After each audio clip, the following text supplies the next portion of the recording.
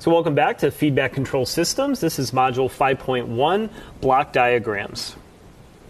The objectives of this module are to review block diagrams in cascade form, parallel form, feedback form, and then we're going to talk about block diagram manipulation to put these in a format that's going to be easier for us to think about and analyze.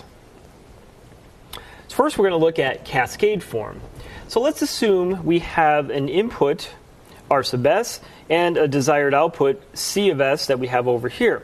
And let's assume between the two we have three transfer blocks, transfer characteristic G1, G2, and G3.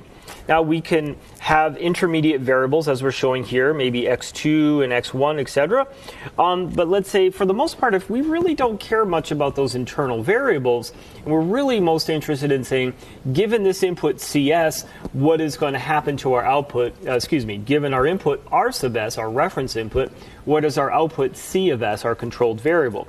If that's the case, we can simplify in cascade or in a series form by just doing what?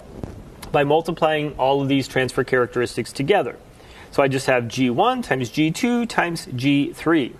So the assumption, there's a big assumption that's going on here. We're going to see an example quite shortly that's very important to bring up.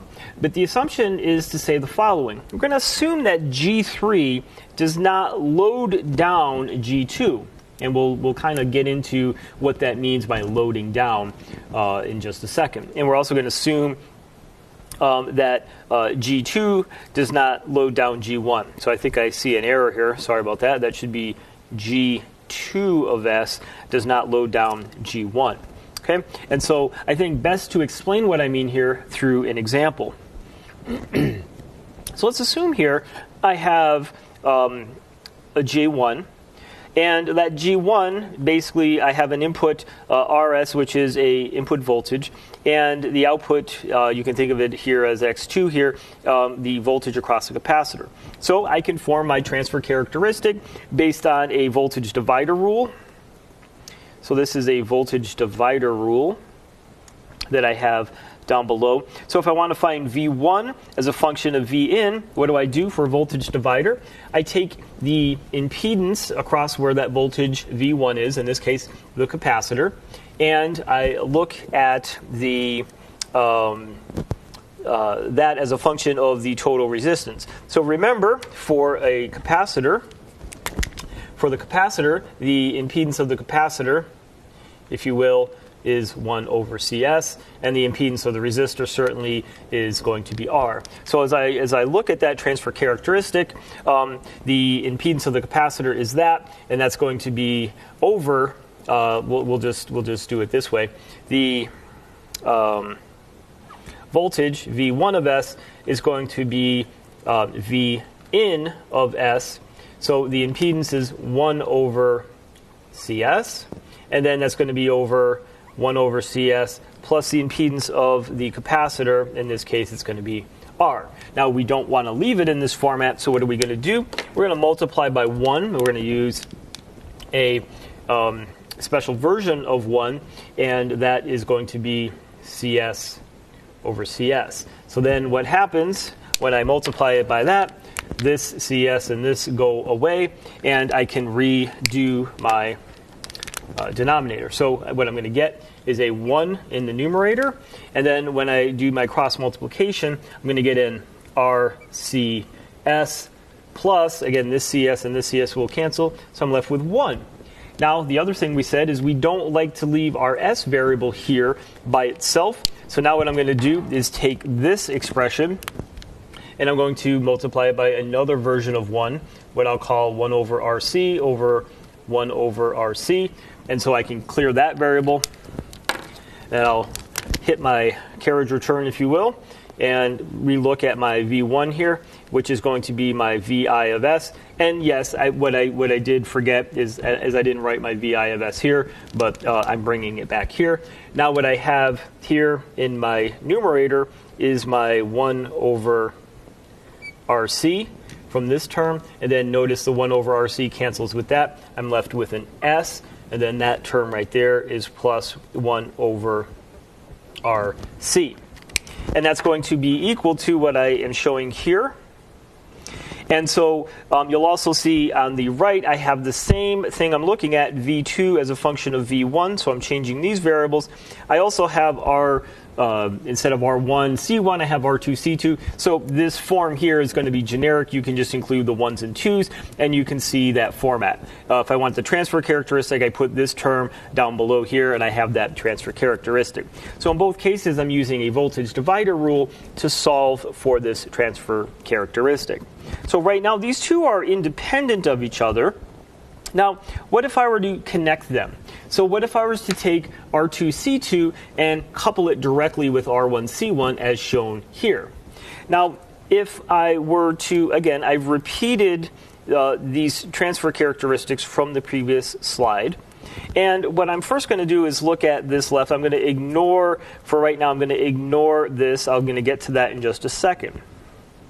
So if I look at the left circuit first, this circuit right here, and if I were to solve this, what I would do, I'm not going to work through this, a little bit of algebra, but I have confidence that you can do this, again, based on sort of equivalent impedances. So the approach that I would say on this is first do the following, is you could take these two terms here in series, then in parallel with this capacitor, and then use that to calculate that voltage. Then once you have that voltage, is leave that voltage right there, and now expand this and do a second voltage divider. So there's really two voltage dividers you would have to do sort of step by step. I'm going to leave it to you, see if you can come up with this characteristic.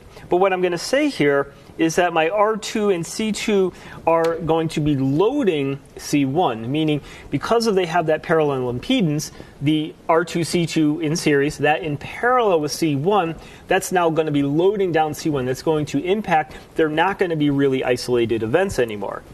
So you should get this transfer characteristic. I would say leave this to you to see if you can come up with that. But now on the right-hand side, notice what I have here. I have this block that I call K, and it really is served to isolate the two circuits. So let's kind of look at that. On the right circuit, what I have is this device K. And so when I take my G1 and G2 and I sort of combine them together, like I did from the previous slide, G1 times G2, take those transfer functions, get a common denominator, and work that out.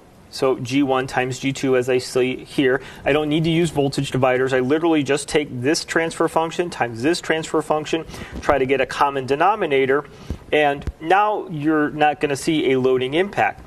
Now, what is K physically? What is K? It's going to be some sort of high impedance. Now, in electric circuits, we talked about op amps. And if you think about an op amp, in terms of the input impedance of the op amp, let's draw a picture of our op amp real quick. Okay. When we think about our op amp, what did we say about the current going into the terminals of the op amp? The current is going to be 0. Well, if we have voltages here, right, there might be voltages there, how do we get 0 current? Well, from Ohm's law, V equals IR, to get 0 current means I have to have a very, very high input impedance. So for the op amp, I have a very high input impedance, and it may be, hundreds of megohms or gigohms or something. The output impedance, a different story. I have a very low output impedance. Okay, ideally we'd say that's a short circuit. Ideally we'd say that's an open circuit, which again would result in no current flowing into the op amp. So if K is some high impedance, a high impedance in parallel with C1, it's not going to load it down. It's not going to impact it at all. So if now we can physically talk what does that look like, and again I just mentioned one example in terms of an op amp. But if we do it and we compare these two G sub S terms, either for the left or the right circuit, what you'll see is they're not equal. And what's not equal? Well, the numerators for both look equal. They both have an S squared. The term right here is both equal. The only difference you'll see is this term highlighted in green here. That shows what? Sort of, I would call it almost a cross-coupling or cross-dependency. So everywhere else you'll see a R1C1, R2C2, but that one term in green, you'll see an R2 and a C1, that sort of coupling between the two systems. So if you see that sort of coupling between the two systems, that might be that example of the loading factor. It may be loading it, and so you're going to have to take that into account, not only in electric circuits, but other circuits that we're going to come across as well. So that's going to be our cascade form. Now I'd like to switch gears a little and look at our parallel form. Let's say we have our input reference and our desired output here is our right here. And now I have three transfer characteristics in parallel. They all have the same input. They go through the transfer characteristic, and then they come to this summing junction where they could either have a plus or minus sign coming in. So this one may be plus, this may be plus, and then this is minus. It just depends on our application. And then the output, again, is going to be the sum or difference of those, again, depending on the sign relative to the summing junction. So again, the output, we can simplify this as, again, if this was a plus, and this was a plus, and this was a minus, then that would be a plus, and a minus right there. And so what we'll see is that our equivalent transfer function is going to be the algebraic sum of the individual transfer functions. So that is going to be our parallel form. So what might be an application of this? Well, maybe this R sub s coming in is some particular music, and each of the parallel channels represents, you could think of it almost as an equalizer. So G sub 1 maybe represents a lower frequency band, G sub 2 a mid frequency band, and G sub 3 a high frequency band, each with different gains and sliders, etc. And so again, if you really want to focus on the lower frequency, you may want to try to mute or the G2 or G3, etc. Or you might want to have different filter characteristics, etc. You could create different effects like echo effects or distortion effects, etc. And then again, depending on the gain, you might be able to add or subtract them in, or take different effects on those as well. So just some examples to think about in terms of a parallel form of transfer functions. And the last form we want to look at is what we call a feedback form. So in this case, we have an input. Maybe there's some input transducer, as I'm showing there, with some transfer characteristics, some filtering, or some other characteristics. That comes into our summing junction. And then here's our output.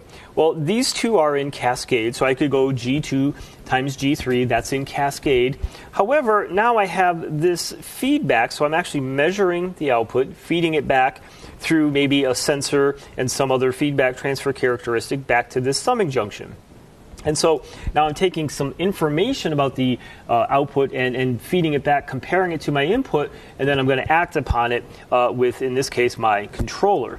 So that feedback form is shown there. I can simplify it as shown here, where again, G now might just be G2 times G3, and H is just going to be H2 times H1. So I can simplify it as shown there. And what I can do is say, let's look at this E sub s, E of s term, which is our error signal that will basically turn into our actuating signal that goes to our controller.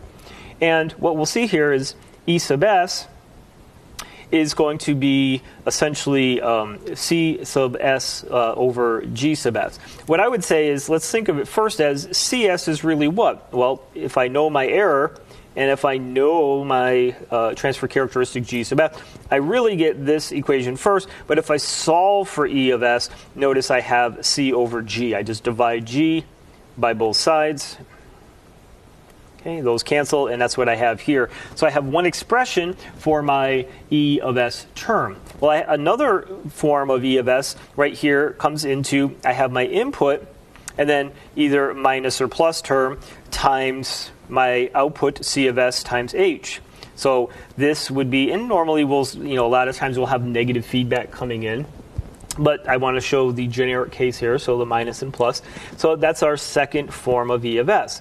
Now, since these are equal, I can now set the right-hand side of both of these equal to each other. And what I will do is form what I'm going to call a closed-loop transfer function that you can see here. So the equivalent of this in the feedback form is going to be the following. And again, what we'll do is you'll take these two equations, the right-hand side of both of these equations, set them equal, and you're going to solve for the characteristic of what is CS as a function of RS, and that's going to be this block diagram here, which is going to be G, this equivalent transfer characteristic relating the input to the output. And this would be the characteristic. So notice it is this forward path, GS, divided by 1 plus or minus what's called the loop gain. We'll talk about that in a second. So the loop gain is going to be this GS times H of S, so 1 plus that. That would be our equivalent, and this will be what we call a closed loop transfer characteristic.